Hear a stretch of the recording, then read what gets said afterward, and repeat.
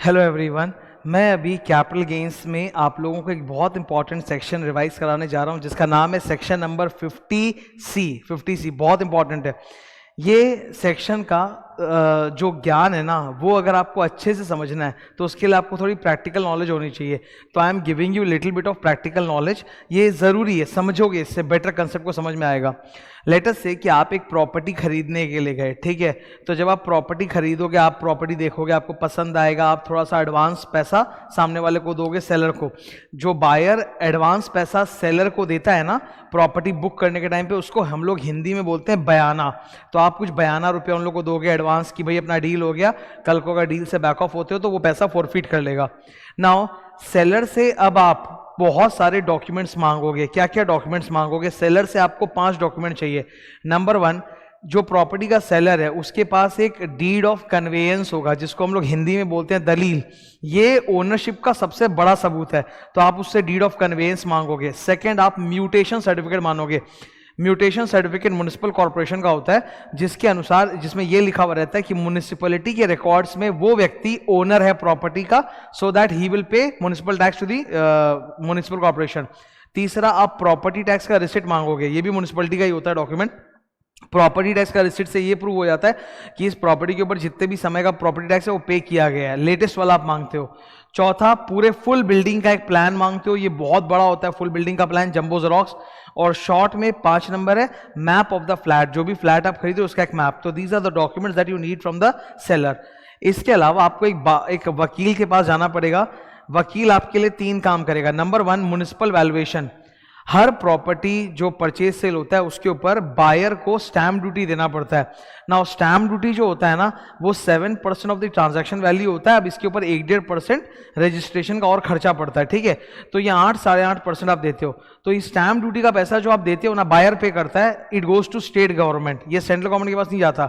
Stamp duty का पैसा ये स्टेट गवर्नमेंट के पास जाता है। स्टेट गवर्नमेंट का one of the good source of revenue है कि जितने भी स्टेट के अंदर प्रॉपर्टी का बाई सेल हुआ उसमें हर बायर ने प्रॉपर्टी ट्रांजैक्शन वैल्यू का 8% के आसपास स्टैम्प ड्यूटी स्टेट गवर्नमेंट को दिया है।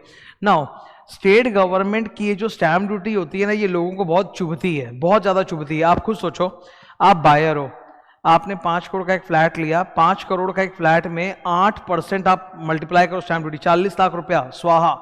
तो लोग क्या करते हैं, अपनी प्रॉपर्टी का जो ट्रांजैक्शन वैल्यू है डॉक्यूमेंट्स में कम शो करते हैं, ठीक है, ताकि उनको स्टैम्प ड्यूटी कम देना पड़े, बायर को स्टैम्प ड्यूटी कम देना पड़े। तो अल्टीमेटली बायर का जो कॉस्ट है वो कम हो जाएगा। इसीलिए स्टेट गवर्नमेंट क्या करती है, स्टेट गवर्नमेंट के अंदर एक स्टैम्प वैल्यूएशन डिपार्टमेंट होता है। हर उस स्टेट के अंदर हर शहर, हर गली, हर स्ट्रीट में जितनी भी प्रॉपर्टीज होती हैं उनके लिए एक स्टैम्प वैल्यूएशन निर्धारित किया रहता है। ये हर गली गली का चेंज होता है, ठीक है, इट्स नॉट सेम, ये चेंज होता है। इस इलाके का रेट अगर ज्यादा है तो स्टैम्प ड्यूटी ज्यादा होगा, स्टैम्प ड्यूटी का वैल्यूएशन ज्यादा होगा। कहीं पिछड़ा हुआ इलाका है तो वहां स्टैम्प ड्यूटी वैल्यूएशन कम होगा।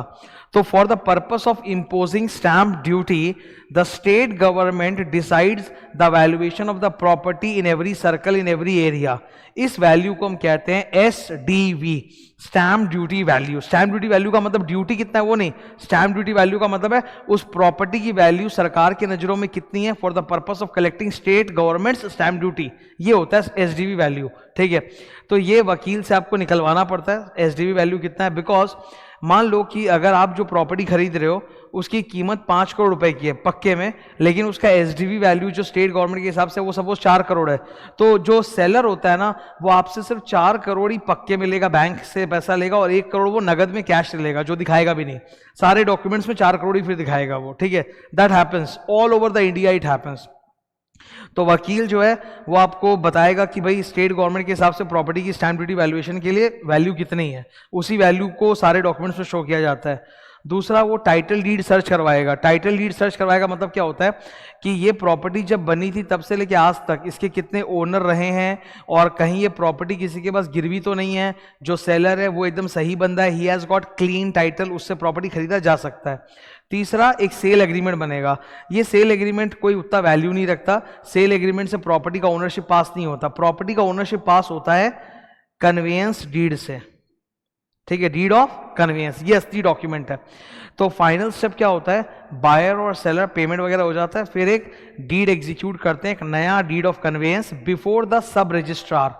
अंडर रजिस्ट्रेशन एक्ट 1908 हर इलाके में सरकारी ऑफिसर बैठता है जिसको हम कहते हैं सब रजिस्ट्रार, ठीक है। तो उसके सामने आप डीड ऑफ कन्वेयंस साइन करोगे और थंब इंप्रेशन भी लगाया जाता है बायर सेलर का और विटनेसेस का। तो what is the document which actually passes the ownership from the seller to the buyer? The document is known as deed of conveyance. यही असली डॉक्यूमेंट, इसको हिंदी में बोलते हैं दलील। ओके, अब ऊपर इंडियन स्टैंप एक्ट, एक कानून है इंडियन स्टैंप एक्ट 1899, जिसके अनुसार स्टेट गवर्नमेंट को यह हक है कि वो ट्रांजैक्शंस पे स्टैंप वैल्यू कलेक्ट कर सके, ठीक है। आपने कभी कोई स्टैंप पेपर पे एग्रीमेंट किया होगा तो ऊपर 100 रुपए का, 500 रुपए का, 1000 रुपए का स्टैंप रहता है ना।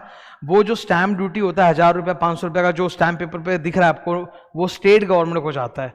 तो स्टैंप ड्यूटी से जो पैसा आता है ना, it goes to state government. बाकी सारे ट्रांजैक्शन पे स्टैंप ड्यूटी बहुत नेग्लिजिबल होता है। असली स्टैंप ड्यूटी एक ही चीज पे है, सेल ऑफ प्रॉपर्टी। प्रॉपर्टी बेचा जाता है तब बायर जो होता है वो प्रॉपर्टी के ऊपर स्टैंप ड्यूटी देता है 8% of the transaction value, which is very high. Okay, SDV value का मतलब the property, the value of the property adopted by the state government for the purpose of imposing stamp duty. अब देखो इधर होता क्या है, कल को अगर बायर और सेलर बदमाशी करें और वो लोग ट्रांजैक्शन वैल्यू कम दिखा रहे हैं, ठीक है, लेटस से वो लोग ट्रांजैक्शन वैल्यू सिर्फ 2 करोड़ रुपए का दिखा रहे हैं, फ्लैट बहुत महंगा है, पर बायर सेलर डॉक्यूमेंट्स में क्या दिखा रहा है, स्टैंप की प्रॉपर्टी का वैल्यू कितना, सिर्फ 2 करोड़ रुपया, जबकि उसी प्रॉपर्टी का जो एसडीवी वैल्यू है, स्टैंप ड्यूटी वैल्यूएशन, वो 6 करोड़ का है। तो स्टेट गवर्नमेंट भी 6 करोड़ मानेगा और सेंट्रल गवर्नमेंट भी 6 करोड़ ही मानेगा। फिर वो लोग 2 करोड़ देखेंगे भी नहीं, वो लोग बोलेंगे कि हम लोग अज्यूम कर रहे हैं कि आपके बीच में सौदा 6 करोड़ का हुआ है, तो 6 करोड़ पर ही आप स्टैंप ड्यूटी दोगे स्टेट गवर्नमेंट को, और 6 करोड़ के हिसाब से कैपिटल गेन्स का कैलकुलेशन किया जाएगा और सेलर कैपिटल गेन्स देगा गवर्नमेंट को, ठीक है। तो अगर आपकी sale value stamp duty value से कम होती है तो ना तो सेंट्रल गवर्नमेंट इस बात को मानेगी ना स्टेट गवर्नमेंट मानेगी। स्टेट गवर्नमेंट बोलेगी हम तो भाई 6 करोड़ का एसडीवी है, उसी पे स्टैंप ड्यूटी लेंगे। सेंट्रल गवर्नमेंट भी जो इनकम टैक्स एक्ट बना है वो भी बोलता है सेक्शन 50C के अनुसार कि कैपिटल गेन्स के कंप्यूटेशन के लिए हम लोग 6 करोड़ ही लेंगे, हम लोग 2 करोड़ नहीं लेंगे। अगर मान लीजिए आप लोग एसडीवी वैल्यू से ज्यादा का सेल वैल्यू दिखा रहे हो तब तो अच्छी बात है। मान लो एसडीवी वैल्यू 6 करोड़ का है पर आप लोग सौदा 7 करोड़ पे पूरा दिखा रहे हो, तब तो अच्छी बात है, तब 7 करोड़ पे स्टैंप ड्यूटी और 7 करोड़ पे कैपिटल गेन्स होगा, इसमें तो कोई डाउट है ही नहीं, ठीक है। रियल लाइफ में डीलिंग कैसे किया जाता है मैं आपको बता देता हूं। रियल लाइफ में फॉर एग्जांपल एक प्रॉपर्टी है जिसका एसडीवी वैल्यू है 6 करोड़, ठीक है। रियल लाइफ में क्या होता है कि प्रॉपर्टी का एसडी वैल्यू 6 करोड़ है पर आपस में बायर सेलर के तय हुआ है कि भाई हम लोग का प्राइस 7 करोड़ रहेगा, तो जो transaction value actual sale value वो 7 करोड़ रुपए का है पर एसडी वैल्यू 6 करोड़ का है। तो पूरी दुनिया में यही होता है कि 6 करोड़ रुपया तो सेलर पक्के में ले लेता है मतलब बैंक के थ्रू, और 1 करोड़ वो कच्चा में ले लेता है मतलब कैश में ले लेता है और वो दिखाता भी नहीं है। तो जितने भी डॉक्यूमेंट्स एग्रीमेंट्स बनते हैं सब पे वैल्यू 6 करोड़ ही रहता है। Okay, seller has to pay capital gains tax which goes to central government. Seller को कैपिटल गेन्स हो रहा है ना, बिकॉज सेलर बेच रहा है तो उसको फायदा हो रहा है, तो capital gains. And buyer pays stamp duty to the state government. अब हम लोग को स्टैम्प ड्यूटी से मतलब नहीं, हमको मतलब है कैपिटल गेन्स टैक्स से। तो सेंट्रल गवर्नमेंट बोलती है कि even for the purpose of capital gains computation हम लोग वही वाली वैल्यू मानेंगे प्रॉपर्टी की जो स्टेट गवर्नमेंट का स्टैम्प वैल्यूएशन अथॉरिटी मानता है। तो सेंट्रल गवर्नमेंट भी उसी एसडीवी वैल्यू पे ट्रस्ट करता है। अगर आप एसडीवी वैल्यू के नीचे दिखाओगे अपना सेल प्राइस तो सरकार मानेगा नहीं, सरकार एसडीवी पे टैक्स देगा। अगर आप एसडीवी से ज्यादा दिखाओगे तब तो ज्यादा जो दिखाओगे उसी पे टैक्स लिया जाएगा। ये था सारा practical knowledge. It helps you in understanding section 50C। Section 50C के अनुसार फुल वैल्यू ऑफ कंसिडरेशन क्या होता है। Number 1, very important, listen to me carefully. मैं 2 बातें बोलने जा रहा हूं, एक इजी एक हार्ड। इजी बात, अगर आप अपनी सेल वैल्यू ट्रांजैक्शन की एसडीवी से कम दिखाओगे तो वो सरकार मानेगी नहीं, वो एसडीवी को ही लेगी और उसी के हिसाब से कैपिटल गेन्स टैक्स कैलकुलेट किया जाएगा, ठीक है। लेकिन अब एक दूसरी बात है इसमें जो इंपॉर्टेंट है ज्यादा, ठीक है। देखो गवर्नमेंट ने बोला कि sometimes discount is possible. Okay, जो सेलर है मान लो वो ईमानदार है पर उसको हड़बड़ी है तो प्रॉपर्टी जल्दी बेचना चाहता है तो डिस्काउंट दे सकता है, इसीलिए 10% तक डिस्काउंट की सुविधा है। 10% तक डिस्काउंट की सुविधा है अगर एसडीवी सेल वैल्यू से ज्यादा है। Okay, but it is within 110% of sale value. SDV sale value से तो ज्यादा है, पर it is within 110% of sale value, तो सरकार वहां आपको बख्श देगी, बोलेगी जो आप लोगों ने सेल वैल्यू बताया है हम वही लेके चलेंगे, हम आपके ऊपर एसडीवी इंपोज नहीं करेंगे, ठीक है। तो गवर्नमेंट आपको बख्श देती है। तो जब भी आप सम्स करो तो आप कभी भी एसडीवी और सेल वैल्यू कंपेयर मत करो, you always compare this. SDV को आप 110% ऑफ सेल वैल्यू से कंपेयर करो। सेल वैल्यू दिया है कि इतने में सौदा दिखाया गया है इंटू 110%। अब देखो एसडीवी उससे ज्यादा है कि कम, अगर उसके अंदर है मतलब इक्वल टू है, लेस है, तब तो जो आप सेल वैल्यू दिखा रहे हो वही हम ले लेंगे। लेकिन अगर एसडीवी उस 110% से भी ज्यादा है तब एसडीवी लिया जाएगा, ठीक है। ये मैंने समरी बना के नीचे लिखा है, देख लो इधर। If sale value is less than SDV, तो जनरली अगर सेल वैल्यू एसडीवी से कम होता है तो सरकार आपका सेल वैल्यू इग्नोर कर देती है और एसडीवी वैल्यू ले लेती है। FVC, full value of consideration equal to SDV. However अगर एसडीवी 110% ऑफ सेल वैल्यू के अंदर ही है, ठीक है, एसडीवी जो है वो सेल वैल्यू से ज्यादा है but it is within 110% of sale value, तब आपने जो सेल वैल्यू बोला हम वही लेके काम करेंगे, ओके। अगर असेसी को लगता है कि एसडीवी ज्यादा है, मतलब मार्केट प्राइस एक्चुअली कम है पर एसडीवी सरकार ने ज्यादा रख रखा है, तो वो कोर्ट के पास जा सकता है। उस केस में कोर्ट जो वैल्यू निर्धारित करेगा वही माना जाएगा, चाहे वो ज्यादा हो चाहे कम हो, ठीक है। जैसे मान लो आपको लगता है कि प्रॉपर्टी का रियल मार्केट वैल्यू 3 करोड़ है, आपको लगता है, एसडीवी 5 करोड़ है, आपको लगता है कि ये तो गलत है, इतना होना नहीं चाहिए बिकॉज मार्केट वैल्यू 3 करोड़ है, तो आप कोर्ट के पास गए। अगर कोर्ट ने और ज्यादा बोल दिया 7 करोड़ तो फिर वही लिया जाएगा, और कोर्ट ने अगर कम बोल दिया तो कम लिया जाएगा, ठीक है। आप एक और काम कर सकते हो, आप असेसिंग ऑफिसर के पास जा सकते हो, जो इनकम टैक्स ऑफिसर है उसके पास जा सकते हो। आप उसको बोल सकते हो कि देखिए मुझे लगता है कि मार्केट वैल्यू कम है, इसका इतना नहीं है, एसडीवी ज्यादा है।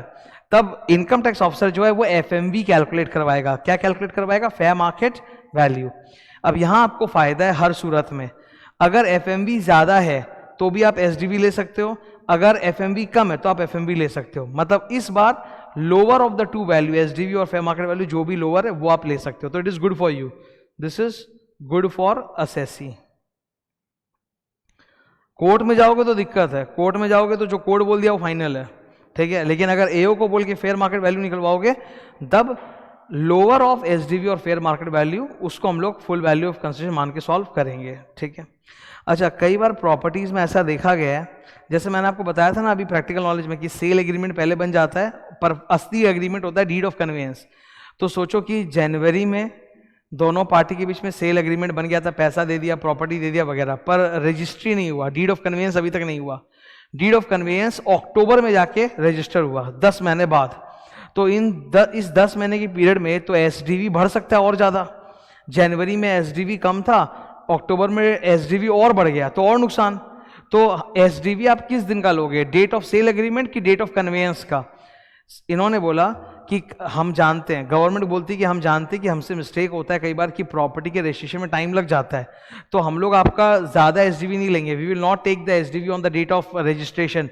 इंस्टेड जब आप लोग के बीच में एग्रीमेंट हुआ उसी दिन का स्टैम्प ड्यूटी वैल्यूएशन ले लिया जाएगा, but one condition is there कि एग्रीमेंट के दिन या उसके पहले बायर ने सेलर को पक्का में बैंक से कुछ पैसा दिया हो, ठीक है। सो एसडीवी किस दिन का लिया जाता है? Date of agreement. अगर डेट ऑफ एग्रीमेंट और डेट ऑफ रजिस्ट्रेशन अलग अलग है then SDV is taken on the date of agreement. Agreement के दिन ऑब्वियसली एसडीवी कम रहता है, वो पहले होता है और रजिस्ट्रेशन बाद में होता है, ठीक है। बट कंडीशन इज कि कम से कम कुछ पैसा ऑन और before the date of agreement buyer ने सेलर को दे दिया हो बाई पक्का, account payee cheque, account demand draft, electronic clearing, prescribed electronic mode, credit card, debit card, भीम, यूपीआई वगैरह, तो कुछ पैसा एडवांस में दिया है तो डेट ऑफ एग्रीमेंट का ही एसडीवी लिया जाएगा।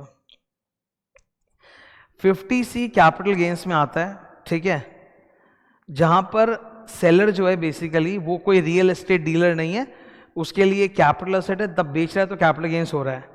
Similar provision exist in PGBP. PGBP में सेक्शन आता है 43CA।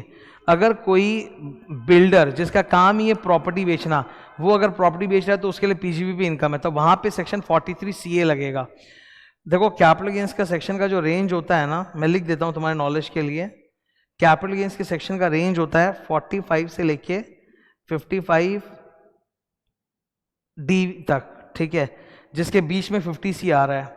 On the other hand पीजीबीबी के सेक्शन का रेंज होता है 28 से लेके 44 डीबी तक, इस तरह से कुछ रेंज होता है। ओके, तो 43 सी देखो उसके बीच में आ रहा है। ओके, फंडा दोनों जगह सेम है, दोनों जगह ही प्रॉपर्टी की एसडीवी वैल्यू निकाली जाती है। अगर एसडीवी वैल्यू आपके सेल वैल्यू की 110% से ज़्यादा है तब फिर एसडीवी वैल्यू को ही कंसिडरेशन मान के सॉल्व किया जाता है आपका प्रॉफिट। तो दोनों जगह जो ज्ञान है ना वो एकदम सेम है, केवल कुछ डिफरेंसेस हैं, वो डिफरेंसेस मैं बता देता हूँ आपको। 1 2 3 कैपिटल गेन्स जब आप निकालते हो तो आपको इंडेक्सेशन का बेनिफिट मिलता है। पीजीबीबी में आपको कोई एलटीसीजी तो होता नहीं है, तो इंडेक्सेशन का बेनिफिट नहीं है। कैपिटल गेन्स में अगर आपकी प्रॉपर्टी पुरानी है तो फेयर मार्केट वैल्यू ऑन 1/4/2001 आप ले सकते हो, ऐसा कोई सुविधा वहाँ पीजीबीबी में नहीं है। कैपिटल गेन्स में हम लोग 10% का डिस्काउंट अलाउ करते हैं। 10% डिस्काउंट बोला ना कि जल्दी में सस्ता बेच सकते हो, तो इन्होंने बोला ना एसडीवी अगर 110% ऑफ सेल वैल्यू ज़्यादा है तब एसडीवी लेते हैं। 43 सीए में 10% वाला सीन तो है ही, plus there is a temporary amendment for your exam. तुम लोग के एग्जाम में टेम्पररी अमेंडमेंट है, ये अगले साल से हट जाएगा। ओके, अगर प्रॉपर्टी नवंबर 2020 से लेकर जून 2021 के बीच में बेचा गया है, बिल्डर ने डायरेक्टली बेचा है, छोटे वैल्यू का प्रॉपर्टी है, 2 करोड़ के अंदर का रेसिडेंशियल प्रॉपर्टी है, तो उस केस में 110% नहीं बल्कि 20% डिस्काउंट है। ये कोविड एग्जामिशन था, कोविड में प्रॉपर्टी का सेल कम हो गया था एकदम, तो इसीलिए बिल्डर लोग को मोटिवेट करने के लिए 20% डिस्काउंट तक अलाउ किया गया। ओके, कि अगर आपका एसडीवी 120% ऑफ सेल वैल्यू के ऊपर है तब हम एसडीवी लेंगे, वरना सेल वैल्यू ही लेंगे। तो इसके लिए कुछ कंडीशंस होती है, छोटा बिल्डर है, बिल्डर डायरेक्टली बेच रहा है, ओके, प्रॉपर्टी छोटी सी है, 2 करोड़ के अंदर की प्रॉपर्टी है, बेचा गया है बिटवीन नवंबर 20 एंड जून 21, तब जाके 10 के बदले आप 20% ले सकते हो। ये कोविड एग्जामिशन था। ये हो गया 50C का पूरा कंप्लीट ज्ञान खत्म। One more topic I have discussed, वो बता देता हूँ। इसको कहते हैं हम लोग grand fathering provision. Grand fathering provision का एक्चुअल मतलब होता है कि नया कानून आ गया, जैसे बजट से नया नया इनकम टैक्स में कैपिटल गेन्स में चेंजेस आते रहता है, तो ग्रैंड फादरिंग का प्रोविजन का मतलब है कि जो पुराने सिचुएशंस हैं उन पे पुराना वाला कानून लगेगा, पर जो नए सिचुएशंस हैं उन पे नया कानून लगेगा। ठीक है, फॉर एग्जांपल, इसका एग्जांपल जो वही मैं बताने जा रहा हूँ। सरकार जो होता है कॉस्ट इन्फ्लेशन इंडेक्स का एक टेबल निकालती है 2001-2 से स्टार्ट होकर 2021-22 तक तुम्हारे साल के लिए। नाउ अब अगर आपने प्रॉपर्टी बहुत पहले खरीदा था, लेटेस्ट से आपने प्रॉपर्टी 1990 में खरीदा था, 1990 में, तो उसका तो इंडेक्स ही अवेलेबल नहीं, आप इंडेक्सेशन कैसे करोगे? और हमको इंडेक्सेशन करना जरूरी है, बिकॉज इंडेक्सेशन से मेरा कॉस्ट बढ़ता है और प्रॉफिट कम दिखाई देता है, टैक्स कम देना पड़ता है, करेक्ट? तो गवर्नमेंट ने एक दूसरा फंडा लगाया। गवर्नमेंट ने बोला ग्रैंड फादरिंग प्रोविजन, कि अगर आपने प्रॉपर्टी 2001 के पहले का लिया हुआ है तो या तो आप जिस दाम पे लिए थे वो ले लीजिए, या फिर फेयर मार्केट वैल्यू ऑन 1/4/2001 वो ले लीजिए। ठीक है, तो इधर grand fathering provision, when capital asset is acquired before 1/4/2001, तब उस केस में क्या होता है, फॉर्मूला चेंज हो जाता है। Cost of acquisition is, then cost of acquisition is higher of original cost जो 1990 में आपने पे किया था, या फिर fair market value on 1/4/2001 whichever is higher.